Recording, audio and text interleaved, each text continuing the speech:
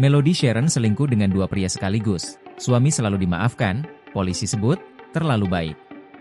AG, suami yang diseret istrinya, Melody Sharon menggunakan mobil hingga mengalami patah tulang di Cipayung, Jakarta Timur, Jaktim, selalu memaafkan istrinya yang selingkuh.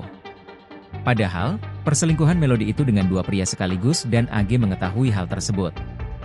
Namun, AG selalu memaafkan perbuatan istrinya itu. Hingga Kapolres Jakarta Timur, Kombes Nicholas Ari Lilipali menyebut AG terlalu baik. Meski selalu dimaafkan oleh AG, Melody kembali melakukan perselingkuhan hingga dugaan perzinaan yang berujung dilaporkan ke polisi. Kabid Humas Polda Metro Jaya Kombes Pol Ade Arysyam Indradi menuturkan laporan AG sudah masuk dengan nomor LPB 7754-12-2024 SPKT Polda Metro Jaya tertanggal 18 Desember 2024. Selain Melody, Ade Ari turut mengungkapkan AG melaporkan TS yang diduga merupakan selingkuhan tersangka.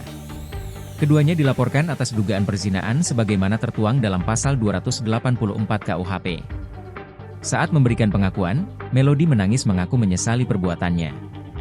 Kepada polisi, Melody mengaku bahwa dirinya masih menyayangi sang suami. Melody pun mengaku hilaf atas kekerasan yang dilakukannya kepada AG.